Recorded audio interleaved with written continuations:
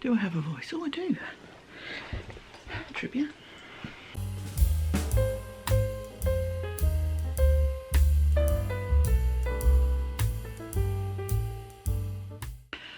Hello lovelies, and welcome to the April 2025 episode of the Not Quite Enough Yarn podcast. My name's Lesley. This is a podcast recorded on the south coast of the UK, all about knitting, crochet, yarny things, spinning, whatever captures my interest. Hope everyone's well. Thank you for being here, whether you're new or returning or unsure. Welcome. I really appreciate you being here, so thank you. It's called the Not Quite Enough Yarn podcast, for those who don't know, because although I have lots, makes me happy, I rarely have enough of the same yarn to make an entire garment. And this is an excellent case in point. This cardigan is based on the Lesley, which is a crochet design from Bergen Designs. And this was actually made from my COVID purchases. When lockdown first happened 5 years ago, suddenly lots of yarn shows were cancelled and yarn dyers had been putting together their stock, and in an effort to support them I went to a number of them and bought the odd skein here, the odd skein there, just trying to show a little bit of support and put a bit of money their way, given that they'd invested so much in preparing for the shows. So it's made of all sorts, all 4-ply fingering weight, most of it quite bright. That's what I like. All the details for this and anything else you see that is handmade will be in the notes below. And if I have forgotten, please ask. I record throughout the month and then put everything together and post on the last weekend of the month. And this first section has got quite a few kind of little bits in it. Starting with, I was inspired by Anne from the No Excuses podcast. Thank you, Anne. She had made a lot of I-cord with the intention of making a really thick sweater out of it. And that project didn't really work out. It wasn't coming together the way that she'd hoped. So she rethought, and last I heard was making a bag, I think, Anne, but correct me if I'm wrong on that one. I also had made quite a bit of I-cord. Well, it seemed quite a bit at the time. With the plan of making a rug, and I think my initial thought was to make it on a peg loom, so the I-cord would have sort of threaded through the yarns coming through the pegs. I soon got bored of that. This will be a theme, particularly this month, I feel. So I had this I-cord, and I used to have one of the little Prim knitting mills, so one of the little 4-needle, little windy handle, great, but the real advantages of it is it produces a really lovely smooth I-cord very quickly, which is great. The disadvantages are it's quite particular about the yarns that you use on it. It had to be quite a fine 4-ply or fingering weight yarn, or finer than that. I think I've got some that I made with some 4-ply cotton, and that was about the heaviest that it would take. And also, as with all, and a lot of knitting machines, whether it's a flatbed, whether it's a circular, like an Addy, like I have, I would guess that sock knitting machines are the same. Because it all works so much for tension, with tension to keep everything in place as you're cranking, they're quite sensitive and they're quite particular. Also, when stitches do spring off the needles, as they sometimes do, because it's being held at tension, you've then got this enormous run that's almost impossible to pick up because it's very fiddly and very fine. So it's a great little machine if you are using the right yarn and can just get a nice turn going, and it produces a really lovely smooth I-cord, 4-stitch one. But its likelihood of going wrong, for my tolerance levels, that was a little high. I've now got a cordsmith, which is the thing with the 3 prongs that you can make I-cords. It's a slower process, but the advantages are that you can use different weights of yarn, and also if something does go wrong and you drop a stitch, you've not got that same tension, so you can pick up much more easily and carry on. So anyway, I digressed there. Had all this I-cord, and it was all sitting in a bag, and I didn't know what to do with it. I didn't want to unpick it because it was made from bits of leftovers that I didn't really know what else I would do with, so I'd kept it in the I-cord in quite a few different balls. But of course the beauty of I-cord is that you don't have ends to weave in after you finish the project, because you just graft one onto the next to make it a continuous strand. So I made a basket, and you can see I've got all different colours in here. It's a bit of a floppy basket. I was hopeful, because after I'd finished it I was looking for something to block it on, and I had this plastic container which was a great size, so I thought, oh great, that will make it quite nice and rigid, because when I was working this it felt quite stiff in the fabric, so I thought it would stand up pretty well on its own. It doesn't, but that's okay.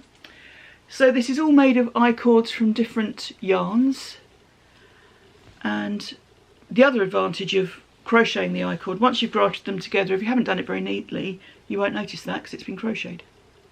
So I've made this basket. I'm going to have to try and roughly work out how much yarn I've used, because I like to measure that, but I'm really glad to have used the yarn. So thank you, Anne, for the inspiration.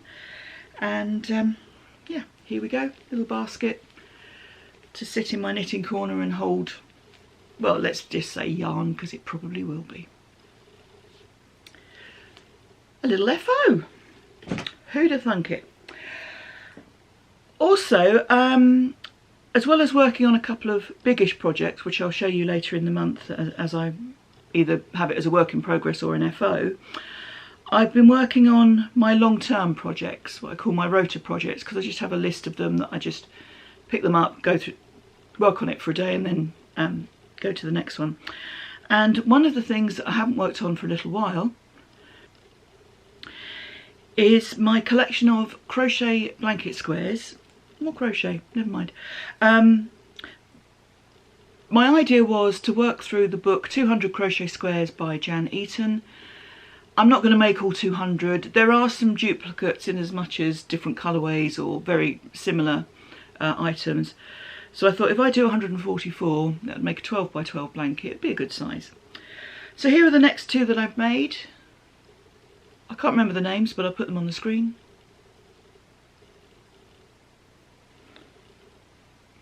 I think this one was called Bobble Square.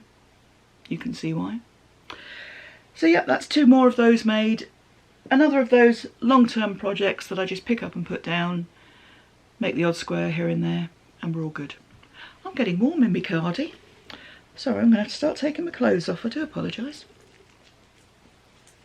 Oh, warmer than I thought. I have also made, in those odd moments, a few hats using my Whirly Whirly machine, my Addy Super King size. Super King's a cigarette, isn't it? My Addy Express king size. And I have mostly used it for making hats, which I make to donate to a local homeless charity. There's a local charity to me, Warming Up the Homeless, who I'm always very happy to support. I haven't been to drum practice for best part of a year because of health matters.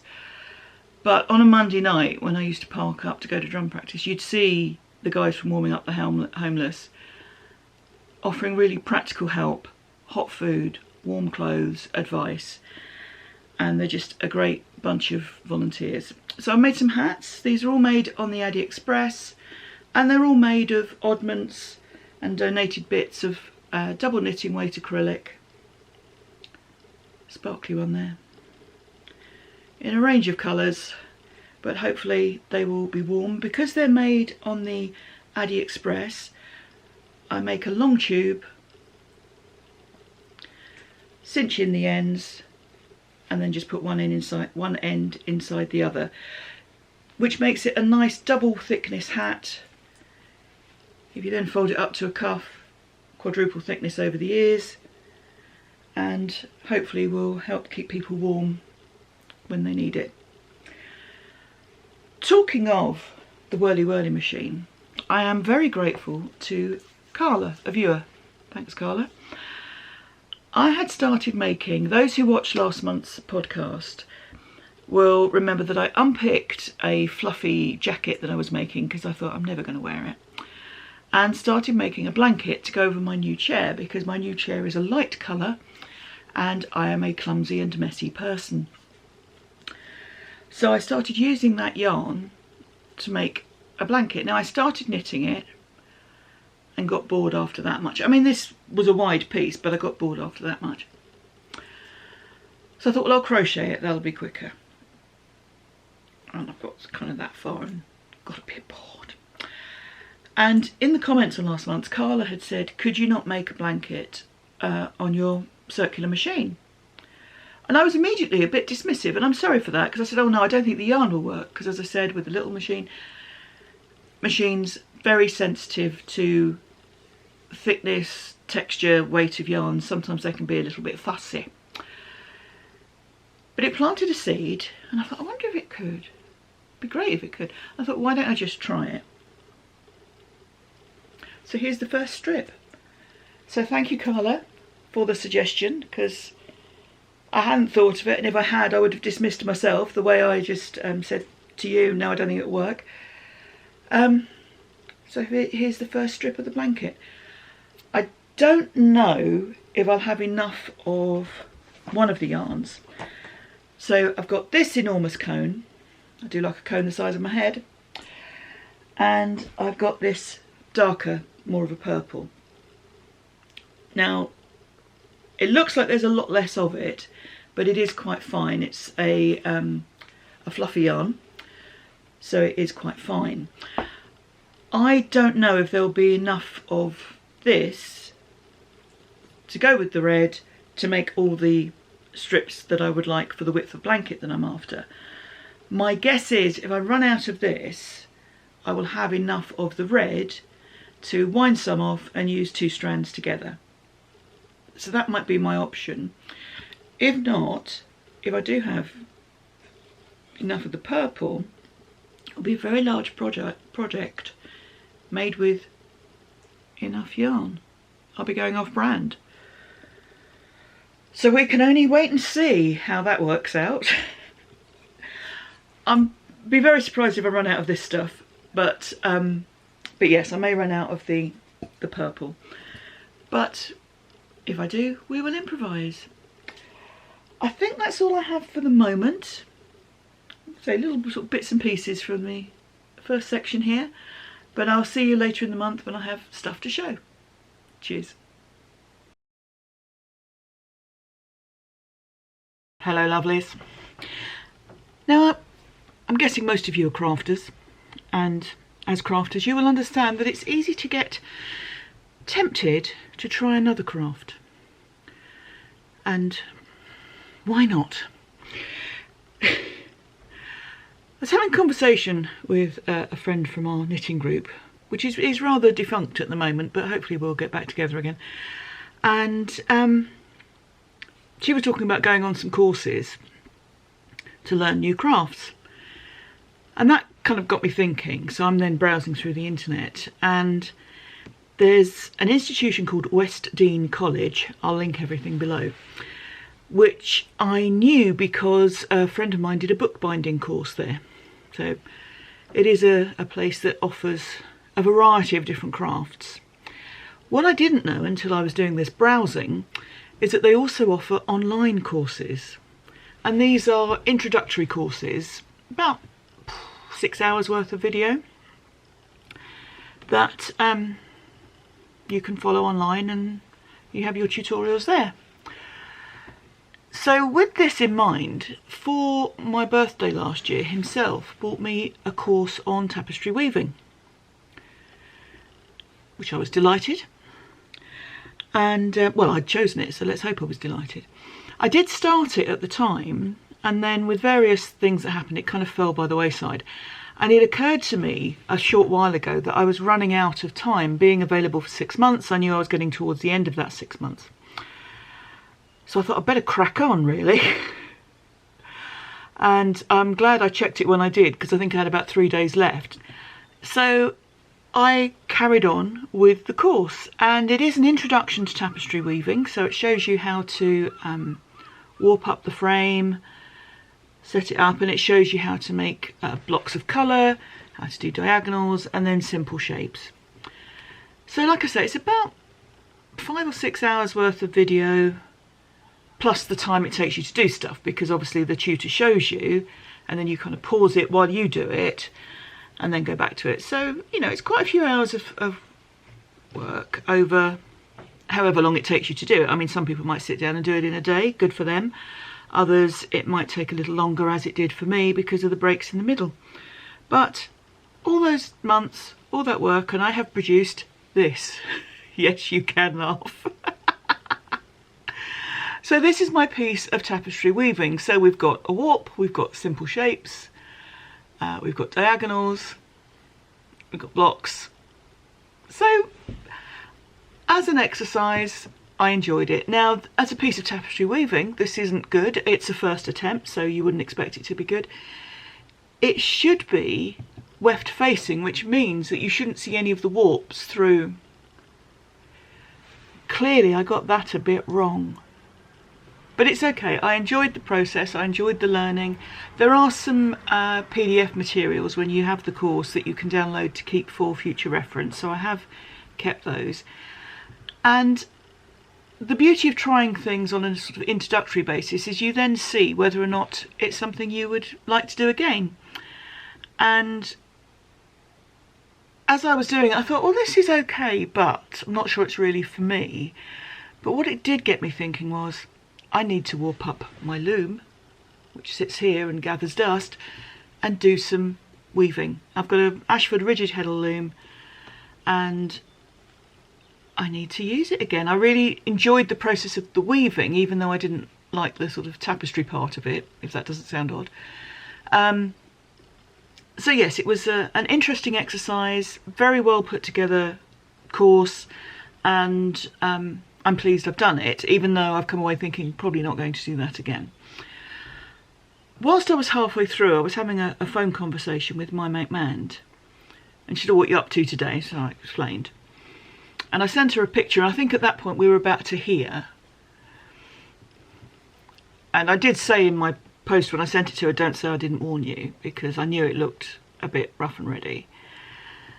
And she thought this could be a cat toy. Mandy has cats, and so I'm going to make it a cat toy. Basically, it's just something for them to destroy. We understand that. And she said about mounting it onto some cardboard to give it a bit of structure for them to destroy. Now, I don't know that any of the adhesives I got are pet safe. So instead, what I'm going to do is make some holes in this and tie it on. It won't take them long to destroy it, but that's fine. I've made it. I'm happy that I've made it. I'm happy I went through that process and glad I took the course. But it's not a piece I'm particularly precious about keeping. And you can see why.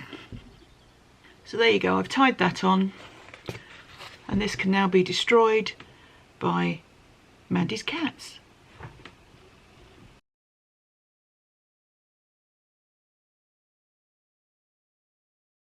Hello lovelies. As you can see, I have acquired a new titfa.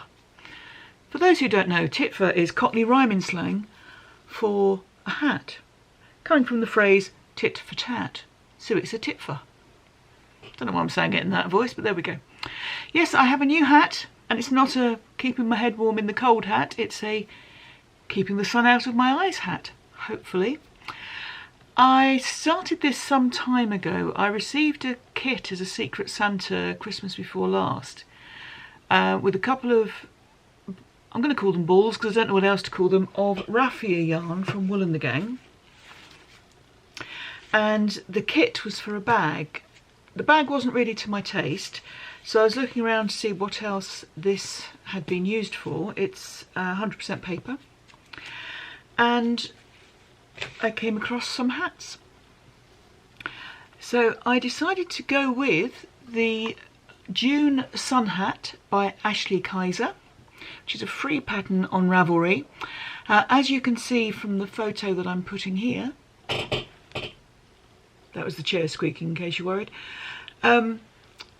It's a sort of brimmed bucket hat, I would say. I stuck to the pattern pretty well until I got to the brim, and I thought I didn't really want it that shape. I wanted it to stick up. Now I realise there is a danger. It makes me look as if I'm about to burst into "I'm a good chip, lollipop." Well, no one needs to hear that. But I prefer this kind of style with the brim that lifts up slightly, so that's what I've gone for. Not sure it quite suits my glasses. It just looks like I've got this huge dark line here, which I have because that's the frame of my glasses, but when my hair grows that will be covered more. What can I tell you? It just took one of these balls of yarn, so that is 250 meters. I did kind of do it until I ran out, so I made the crown as per the pattern. If I were making another, I would probably make the crown a little deeper, just another few rows. Followed the brim as per the pattern until I got towards the end of it, and then rather than finishing off with the couple of rows of slip stitch that it suggests in the pattern as a kind of stiffener, I did some treble crochet, UK terms, so that would be double trebles US terms. Have I got that the right way around? I think so. And then a crab stitch edging, as I always do. It also gives, excuse me taking my hat off, I don't know if you can see it well, but it has a slip stitch reinforcement around the brim, and this is where I worked until I ran out of the yarn. So could have done more of that, but didn't feel it was needed for the style of brim I'd gone for, and yeah, did it until I ran out of yarn.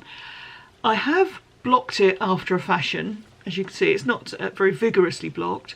It's blocked to the point where the brim sits flat and it curls up as I wanted it to. It's not entirely the best shape in the world, but I can always try and reblock it. I wasn't sure how paper would block. I know some people steam block it. I wet it as I do with most craft projects, and it seemed to stick to shape, so yeah, that's fine. So here it is, the June Sun Hat by Ashley Kaiser. It used 250 meters of the raffia yarn. That's Rah Rah Raffia from Wool and the Gang, and I'm rather pleased with that. I could potentially make a slightly different one given that I have the other ball of the yarn. I do actually have a sun hat that I use that I bought in Australia many years ago. It's one that folds and you can put it into its own bag for travel, which is quite useful. But this will be a nice alternative because that one's quite dark and this one's nice and light and pastel-y, so very summery. See you in the next clip. Hello lovelies. The subtitle for this episode should possibly be "If you saw last month's," because if you saw last month's, I had finished spinning some yarn that I'd mixed colourful yarn with an undyed, and the undyed was some waste from Witchcrafty Lady, which was silk, wool. I've lost the label, so I can't remember what the rest of it was, but I think there was some alpaca in there, not sure. And I had quite a bit of it, and I just did enough at that point to mix with, to ply with the colourful yarn.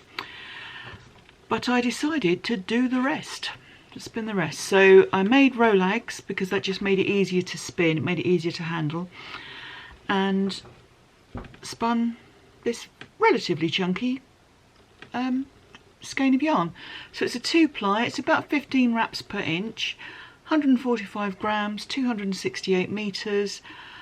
Not sure what I'll do with it because it is waste, which is bits left over from the spinning process, the preparation process.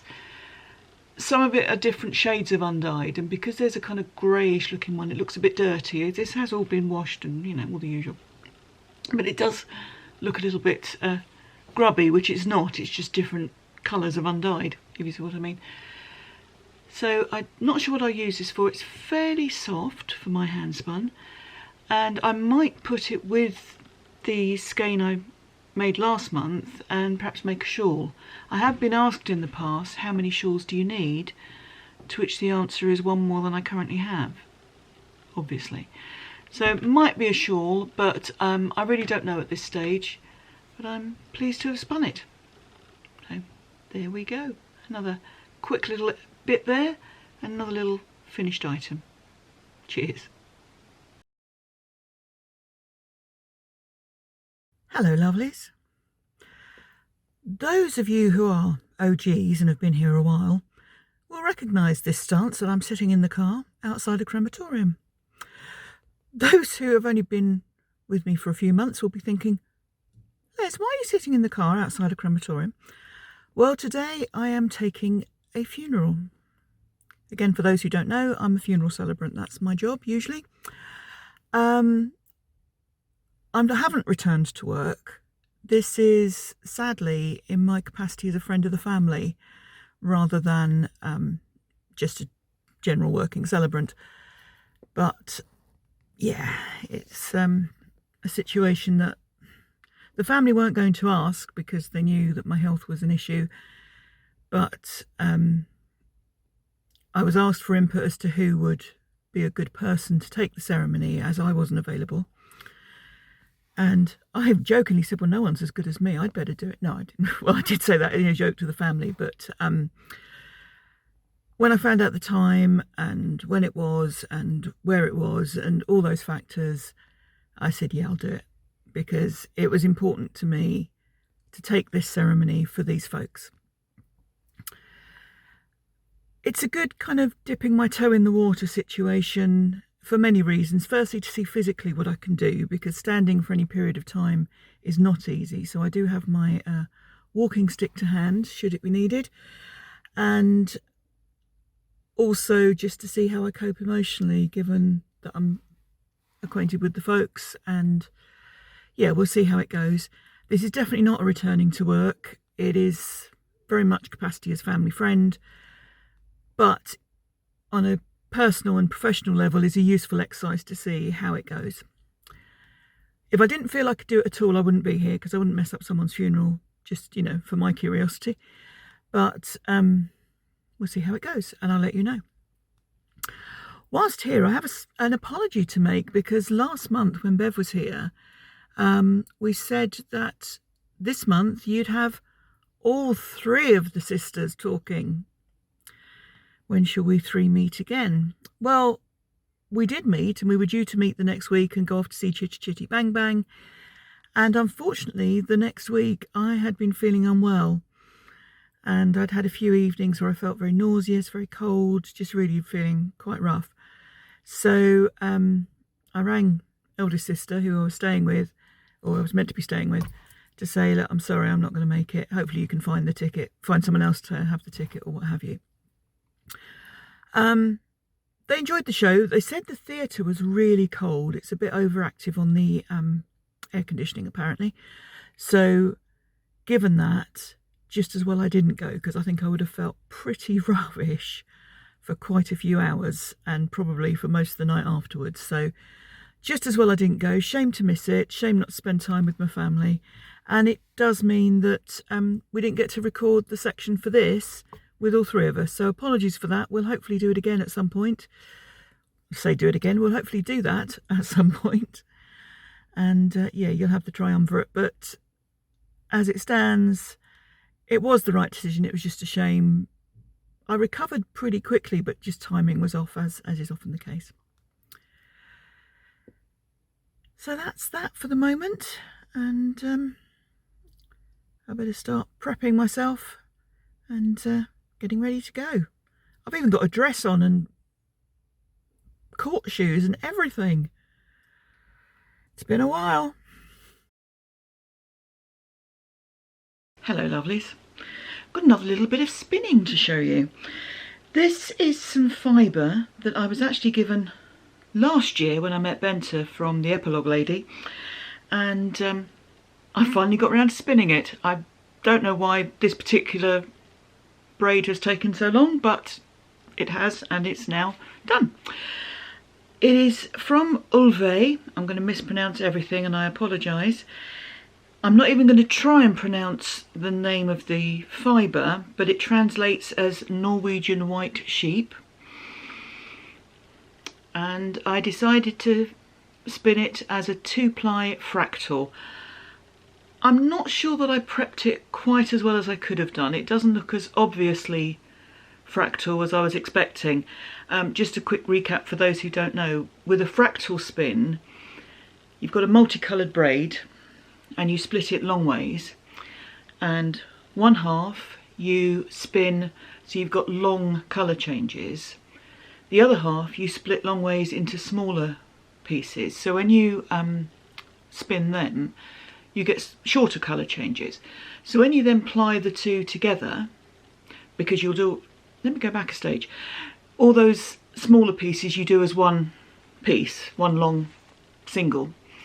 So when you ply your two singles together, you have some patches where you've got the same colour together, other patches where you've got the long colour change on one from one single but a shorter one from the other. So you get a sort of gradient effect throughout the yarn. I don't think that was very well explained at all. Sorry. But this often means that when you've got your skein, you can see almost stripes of different colours, and I don't feel I'm really getting that. Now, it may knit up more obviously a fractal than I'm expecting from what I've seen here. I love the colours and I'm happy with the yarn. It's fairly consistent. It's come out at about 15 wraps per inch. And I've got, how many metres do I have? About 178 metres of it. So I don't know what I'm going to use it for at the moment. I'm happy with it. I'm just not sure it was exactly what I was expecting. But that's okay. It's nice to have other opportunities come your way. I would say it's nice to have surprises, but I am not someone who would ever want a surprise birthday party. And himself knows that if he were ever to throw one, I would just thank everyone for coming and then walk out. And when I was 50, we had a party at our house, which I had arranged. You know, I'd done catering and, you know, all that. But there was a surprise, which was a birthday cake, and it meant that it was like, can I have everyone's attention? And I was going, I'm like, what? Well, it started off with him saying, Les, can you come here a sec? I'm like, oh no, what's gone wrong? Because that's where my mind goes. And then it was this like speech, and I was given this cake, and I'm like, I really don't like surprises, and you know that. So anyway, that's me being strange, perhaps. Sorry, I went off on that tangent there. But it's something knitting podcasters do. It's part of our charm, I like to think. Those of you who saw last month's podcast, here we go again, will have seen that I was partway through a jumper and I had got too many stitches on it, so I created mock cables, and I said that I would show you how I did that. So I'm going to put a bit of footage in here of that.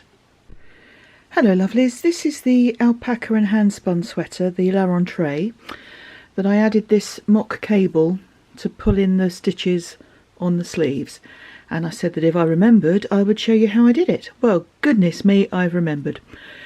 And what's even better is when I did it, I remembered to write it down. So for example, take off 8 stitches each side and unpick back to the rib, 2 cables, 4mm, 2 strands, 3 of those, 5mm hook, 3 strands, 5 of those, and so forth. So if I can follow my own instructions, we'll be good.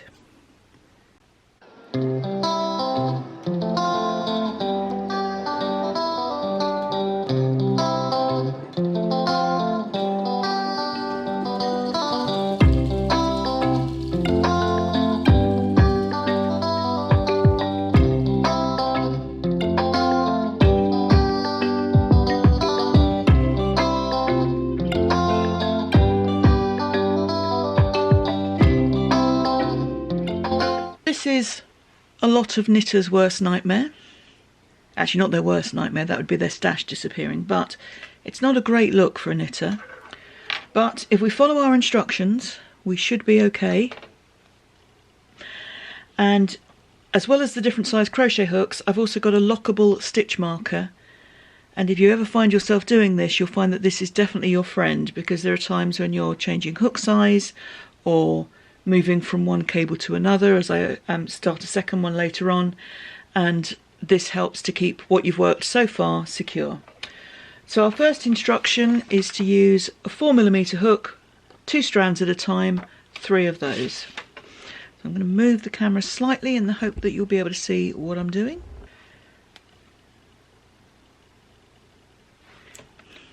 So I have 2 stitches on my hook, this is where it's unpicked down to, and I'm going into 2 strands and pulling through to make my first chain, then the next 2 strands, and then the next 2, so that's my times 3.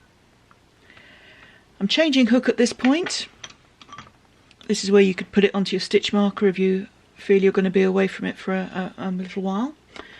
And this time we're doing 3 strands and 5 of those stitches.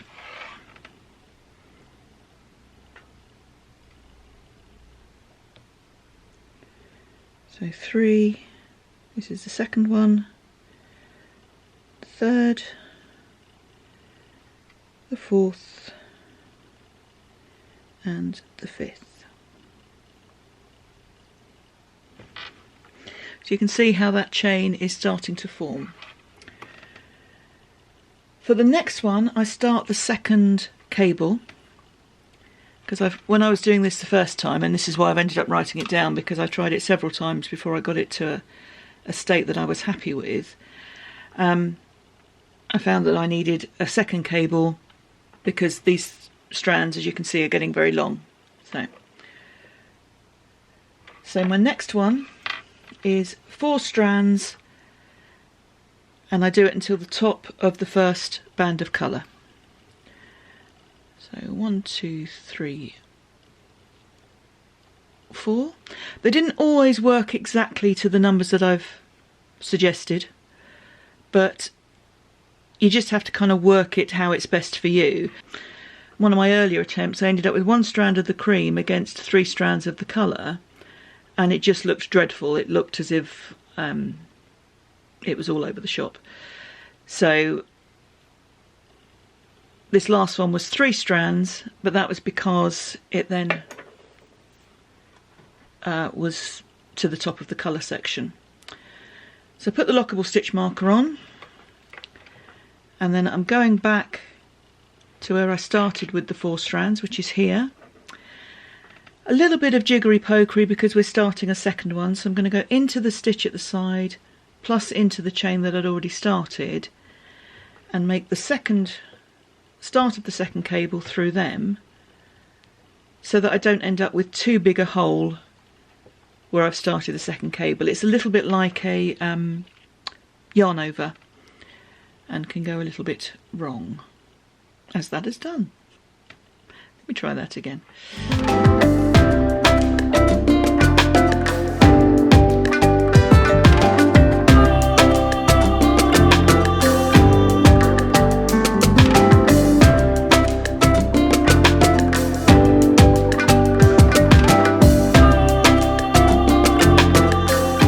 I've got 5 strands here so that they're all the same colour. If the 2 together is a look you like, then go for it, but it just didn't look how I wanted it to. So then the 4,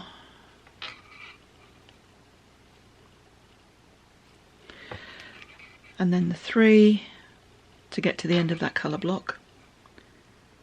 I then changed hook again, so at each stage I was changing hook size to go up a hook size, and in a lot of cases changing the number of strands I was using, but for this next one is also 4 strands, and it's just to get me to the top of the next colour.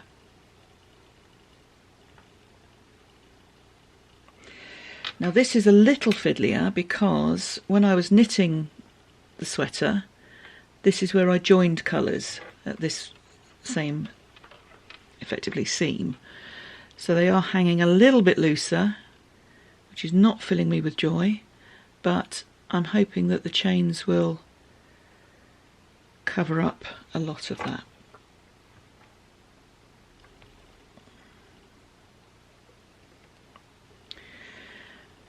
So we've got the two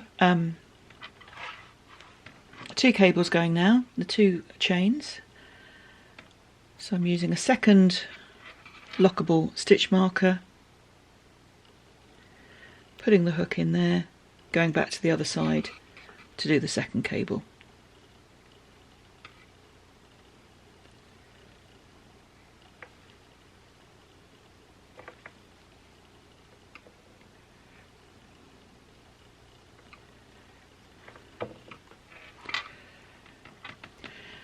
Now we can see that we do have still quite a lot of loose yarn between these two chains. This was the case in the other one as well. It kind of evened itself out with a little bit of pulling and stretching. I am hopeful that blocking will also work its magic on here. So the last one is the largest hook that I'm using. This is a 10mm, and I'm using this one 6 strands at a time to the end.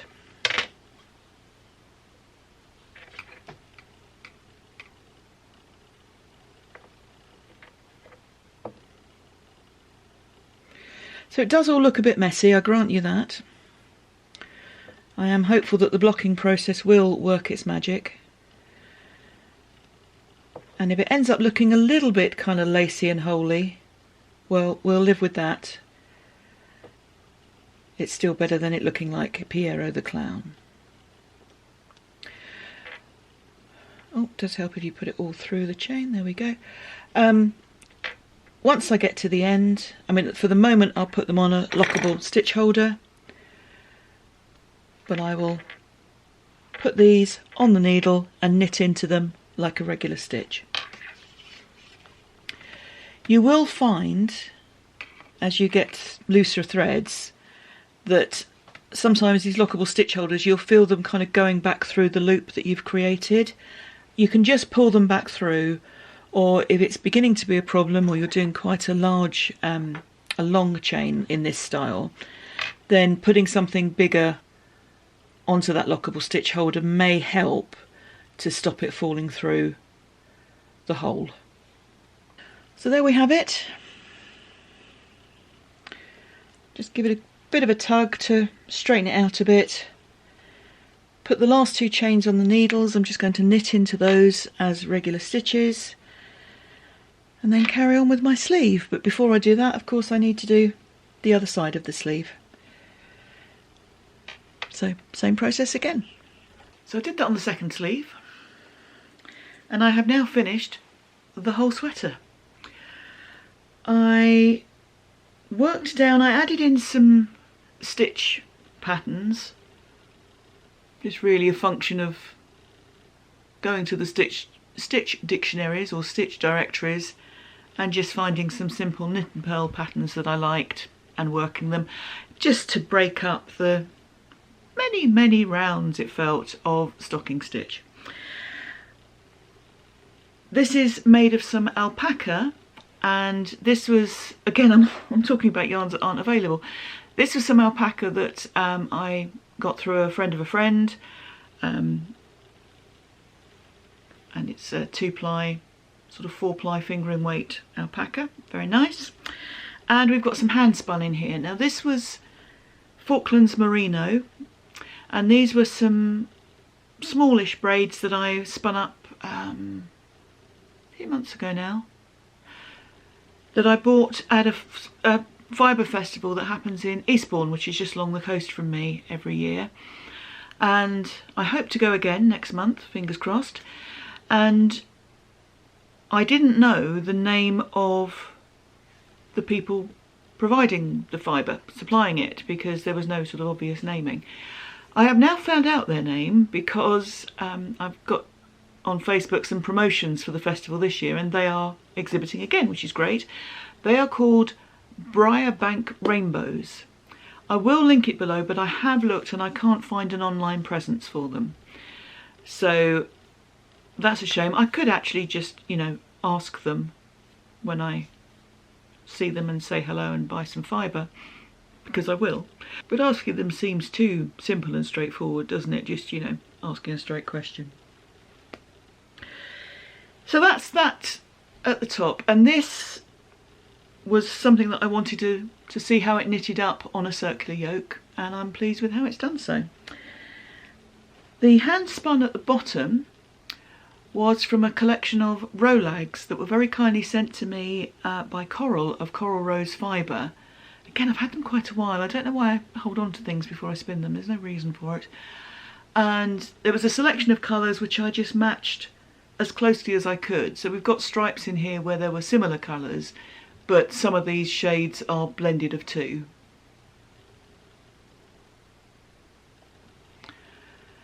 But again, I'm rather pleased with how they came out. So I got to a rough length that I wanted, put some try-on cord through it to check length and also to check the width of it, because it felt, when I was knitting it, very big. And alpaca can sometimes grow a bit when you're blocking as well. So my hold in reserve idea was that if it was coming up a little bigger than I wanted, I would do some mock cables down the sides as well. And I've just done one at each side, and that was essentially to reduce 4 stitches down to 1. It's not showing up terribly well. I'll put some pictures in after this little section of me wearing this, so that you can see how it looks and it shows up these pieces more clearly. So yeah, I worked down till I got roughly the length I wanted. I felt that I wanted a deep rib, which I don't normally do because I don't enjoy knitting them, but I wanted the welts to be quite deep on this one. I felt that would also help it to keep its shape. If it was a bit baggy and balloony, it would help to just pull it in gently. So that's what I did. I had done a couple of stripes, as you can see, of the hand spun, but then I just did a row of stocking stitch and then just knit 1, purl 1, rib until pretty much I ran out of yarn. I've got a little nugget left of about 5 grams, I think. But yes, that's the bottom of that sweater. So the pattern is La Rentrée. Is it La Rentrée or La Rentrée? It'll be in the notes, by Melissa Clulo.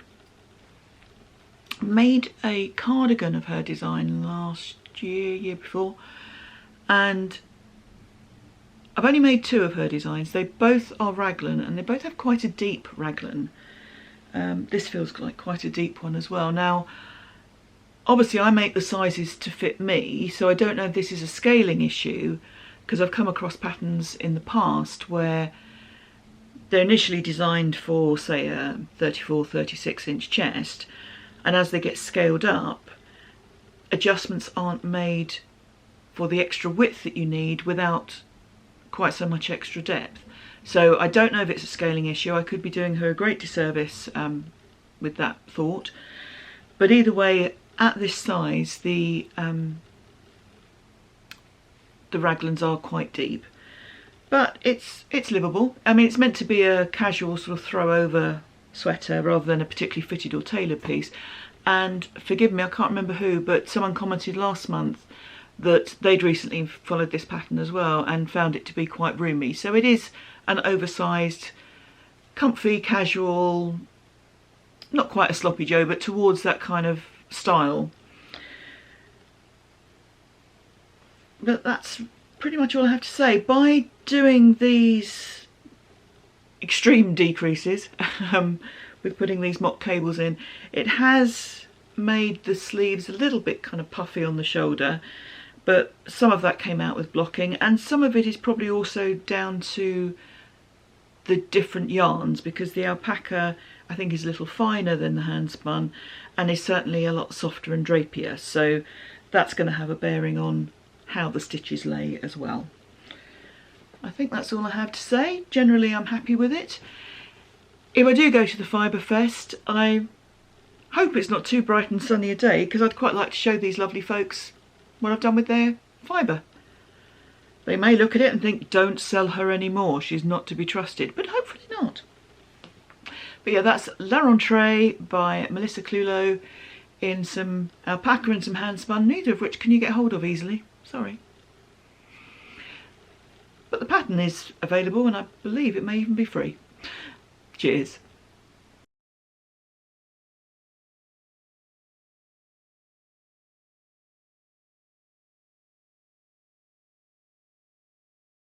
Right, lovelies, I showed you one strip of this blanket. Because it was on the whirly machine, it was all done very quickly. So here is the blanket reveal. I'm going to disappear behind it. It's enormous.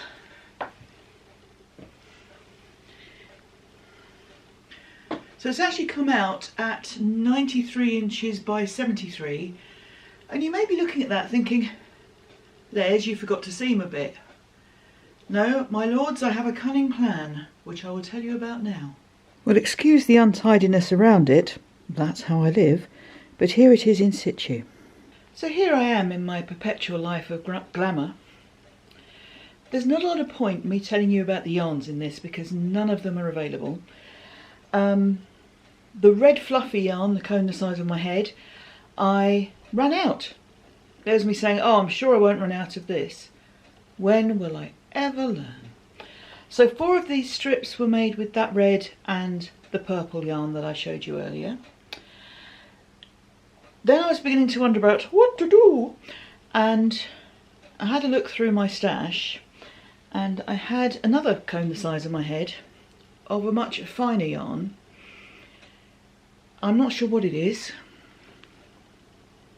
This isn't going to show. I'm going to put a picture in here of the 3 yarns that I've used all together so you can see the thickness, and I'll put a strand of familiar weight next to them so you can see how they all compare. So I had 4 strips of the red and the purple together, which is giving you the darkest colour here. No, it's not, it's giving you the darkest, giving you this colour. That very fine, probably acrylic, feels like a sort of cotton feel acrylic, is this darker one. And I used 3 strands of that together to get the right sort of thickness for the machine.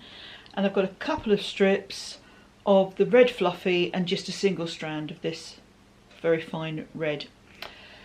So that's where we've got a slightly striped effect, which I find rather fetching. I made it deliberately very long. Having had a blanket over this chair since I've had the chair, it gave me an opportunity to see what I would need, because with use the other blanket that I had kept falling down, so I wanted something with quite a bit of length that would go over the back and would hang nicely, so that as I get in and out of the chair, or as the dog does, we know how that works, this will stay in situ because there's a fair amount of weight on the other side. So that's been done. But what's that gap all about? Well, this is part homeware, part I'm cold and I need to warm up wear. So I've attached the 2 bits with a brooch, and if I'm sitting here and feeling chilly, I can just put it over my shoulders like a big comfy shawl. Yes, all right, it's a bit silly. But silly is never a problem if it means I'm warm. Now, I have beautiful warm things because I have that lovely quilted blanket that Barb made, and lots of gorgeous things. But I thought, as I'm making this, as I'm sewing it up, I'll just leave myself a gap in the middle, and if needed, it will come over me like a shawl, and if not, it will just hang over the back of the chair. I'll have to rearrange it once I've put it in that situation, but there's enough length to hang down the back so it won't fall down every time I'm using it. Let's put it together. It looks a bit obscene at the moment. There we go. So this blanket is finished. So thank you again to Carla for suggesting using the Whirly Whirly machine to make a blanket. Very grateful to you because you've saved me an awful lot of time, boredom and frustration. The strips were 400 rows each using the Addy king size, and each one, I did 1 strip a day. There was one day when I didn't do any. In theory, I guess you could just sit and crank it, or I've got an electric screwdriver and an adapter that I use to automate that process, because 8 strips of 400 rounds, bearing in mind it's about 10 turns per round, per row. I'd have had 1 arm like Popeye and 1 like Olive Oil. Don't want that. The electric device needed recharging periodically, and I'm also conscious that this is, the Addy build quality is good, but it is a plastic machine, so you don't want it to get too overheated and start causing problems for yourself. So I did one strip a day, usually in 2 or 3 shifts to get the strip done, and then another day to sew them all together. I mattress stitch them. Ordinarily, I would say that these strips are the easiest thing to mattress stitch because you've got a beautiful line of stocking stitches to follow and find the bars and you're all good. Of course, in fluffy yarn, not quite so straightforward, so not quite as neatly done as it might otherwise be, but it's also then quite forgiving, plus the fact it's a blanket that I'm mostly sitting on. So if anyone is looking at the quality of the seaming, they're probably a bit closer to me than I would wish them to be, no matter who it is. So the blanket is done. Thousands of meters of yarn used because I was using the fine yarn ×3, the purple and red together, the red and the fine yarn together, so lots and lots of meters used. Got through a fair bit of stash on this enterprise, but I'm very happy with how it's turned out. And as we've changed some furniture around, I said to himself about making some antimacassars because we swapped my old chair with his, and his was getting a bit grubby around the head and that, or where the head goes. So I said about some antimacassars to protect it. And I'm going to use what's left of these yarns. So that will match in. I mean, our suite's all red anyway, so it does match in. But that will all match in, and we'll probably use up the rest of that yarn. So happy with all of that.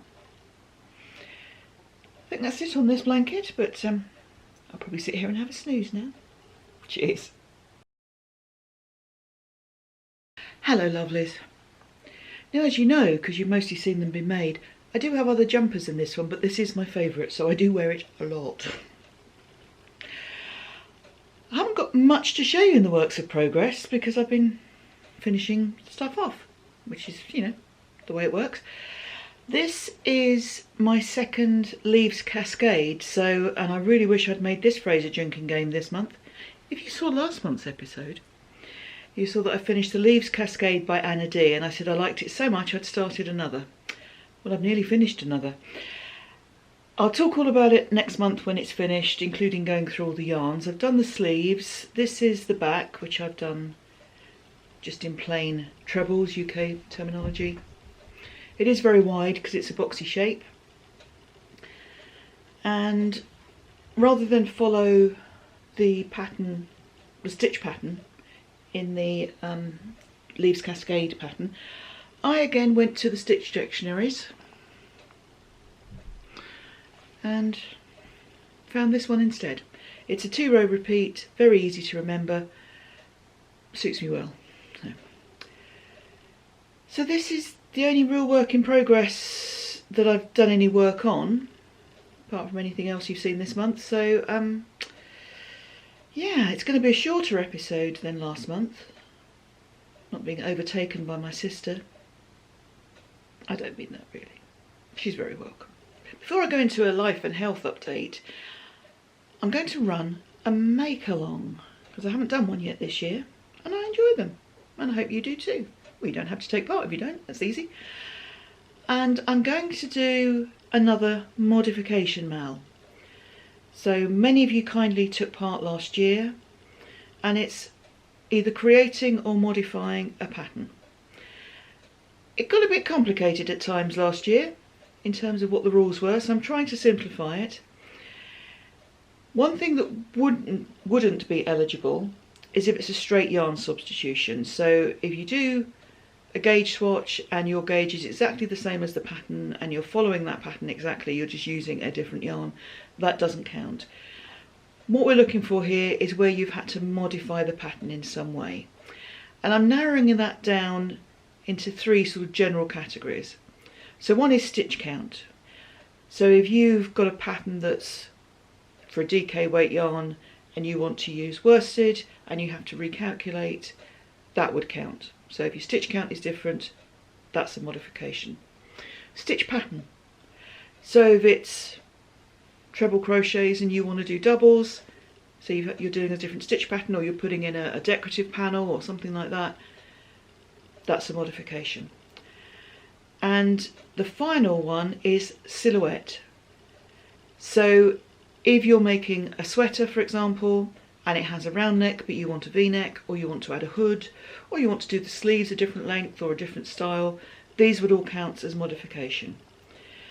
So I hope that's straightforward. So stitch count, stitch pattern, silhouette, modifications to any of those three things, those items would be eligible for the make along, for entry. And obviously if you're creating your own pattern, that's the ultimate modification, so that is obviously eligible. It will run on Ravelry.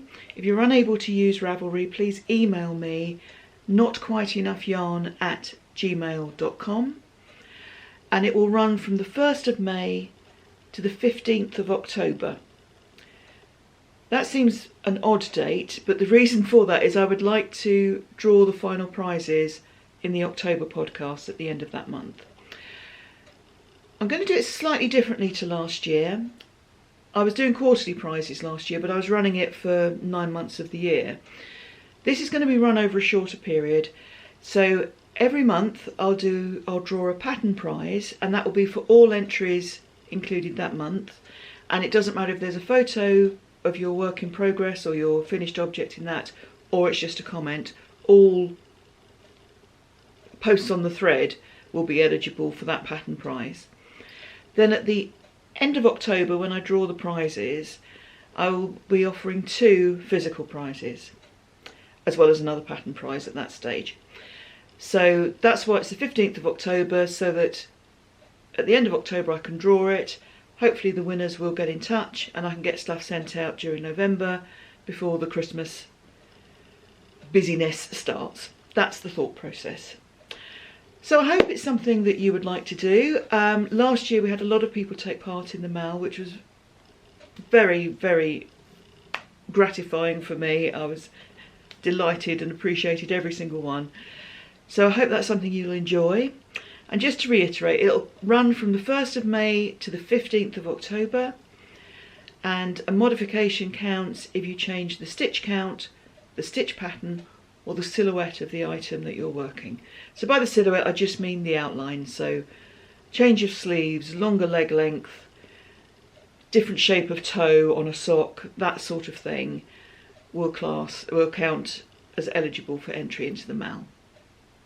I hope that's clear. If it's not, please do get in touch and we'll do our best to clarify anything that's a bit vague, but I'm hoping that makes sense. I spend a lot of my life saying I hope that makes sense, so with a bit of luck it will. So good luck if you'd like to take part, and I hope you enjoy your modifications. That's all of the yarny related content, so I'm just going to do a very quick health update for those who are kind enough to be interested. If that's not what you're here for, completely understand. Thank you for watching, and I'll see you next month hopefully. So thank you for that. For those who are still here, there's not actually a lot to tell you.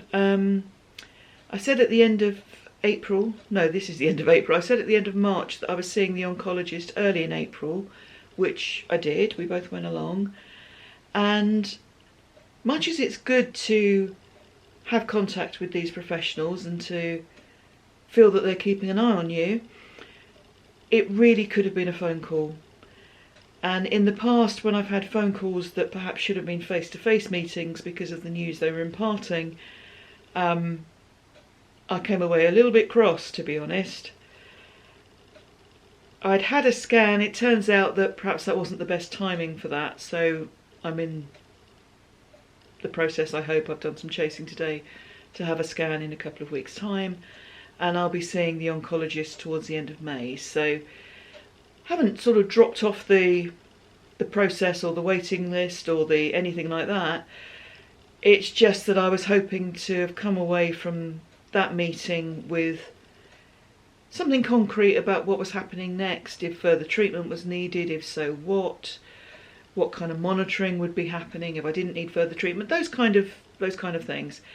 And that wasn't the case. So I was a bit disappointed, which made me a bit cross. So poor old himself probably suffered quite a bit for that. I think he was a bit fed up as well, not just because I was grumpy, but you get yourself ready for these appointments, don't you? And it just didn't turn out to be what we thought it might be. But it's okay. They did look at the scan that was taken, even though it perhaps shouldn't have been at that point, and said we wouldn't expect a lot of change at this stage. I thought it was odd at the time, the timing of it, but you sort of think, oh, they know what they're doing, carry on. And if I were to be in a similar situation again, I think I would just question it and say, oh, this isn't what I was expecting, can you explain why? And we would have avoided perhaps that situation. But the scan showed that nothing had worsened. And I would take that, because the previous correspondence I'd had from the oncologist was a phone call to say that the tumour I have had grown. So the fact that it hasn't grown anymore, and at the time that later scan was taken, the radiotherapy is still working. It needs to kind of go through its process, even though you're not having active treatment, it kind of works its way through the system. So I said, that's fine, I'll take that. No worse is fine, that's good. So that's where we're at. So it wasn't bad news, it just didn't feel like any news. And that was frustrating, because I was kind of ready to move forward, and then I just felt as if we were still in limbo, which is not somewhere anyone wants to live. But it's okay. We are here, we are doing fine. In terms of how I'm feeling, very quick to tire. After the funeral this week, was absolutely shattered, came home and fell asleep. And that's kind of the emotional side, the physical side, because I can't stand for long periods of time, and also the adrenaline of sort of doing this for the first time in many months. And then as soon as adrenaline starts dissipating through, it just leaves you exhausted. So the falling asleep afterwards, no surprise at all, absolutely fine.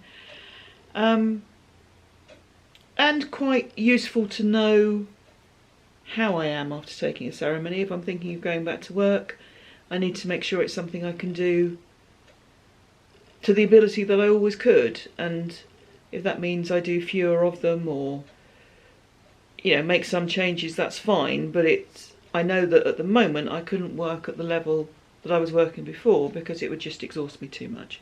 So there we go, that's useful information. I did have a bit of a wobble at the beginning of the funeral, got a little bit sort of choked up, and this is not unusual. I mean, it's not commonplace, thankfully, but there's that thing of when you first look down and start reading, it can kind of get to you. And I know that if I just keep talking, make some stupid joke, I will talk myself through this. Well, then someone very close to the person who died got up to speak, and I was sitting next to them. I had a chair next to the lectern so I could sit down when I didn't need to be standing. And this person had to pause at one point because the emotion was getting to them. And I gave the advice that I always gave, which is look up and take a deep breath. You're doing fine. Because if you look up when you're getting to an emotional state, if ever you've got to deliver a eulogy, this is advice. If you look up, it does two things. Firstly, it takes you outwards, not inwards. So it stops that emotion kind of building inside you. It makes you look outwards. Not suggesting that you look at any individuals, because if they're tearful, that's not going to help you. But if you just kind of look up, clock on the wall, roof, whatever, that is helpful. The other thing it does is it helps these muscles to relax. So if the emotion that you're going through is causing some constriction around the muscles in the neck, it can help them to relax. So by looking up, taking a breath, it just helps to kind of calm everything, break the building cycle of emotion. And then most people find they can then carry on. So I gave this advice to this person who was speaking, and I sat there thinking, should have taken my own advice about 5 minutes ago, shouldn't I? But it's easier to advise than it is to do. And it's counterintuitive. When you're feeling emotional, you feel a bit vulnerable and you just sort of want to hide. So it is counterintuitive to then open yourself out to the world. But it does work. I just very rarely remember to do it myself. So that has been the month. Unfortunately, as I said when I was in the car, I missed the theatre trip. That was a shame. But these things happen. There will hopefully be other opportunities. And it's just generally been quite quiet. My energy levels are still on the low side. I need to try and build up a bit of stamina. I can't walk very far without getting out of breath, so I need to sort of build in some regular movement so that I can build up a bit of stamina and just hopefully keep getting better. So that's the plan and that's the hope. I hope that you're all well. I know from a lot of people who've kindly shared their experiences with me that many of you are either going through something similar or have people very close to you that are going through something similar. So my thoughts are with you all. It's a rough old road sometimes, but my thoughts are that we'll all get through and we'll come out smiling and laughing, hopefully. And I wish you all a very happy month. I hope you have time to craft. I hope you have time to do any of the things that you enjoy doing and that you keep happy and well. Thanks for being here, everyone. See you at the end of May. Cheers.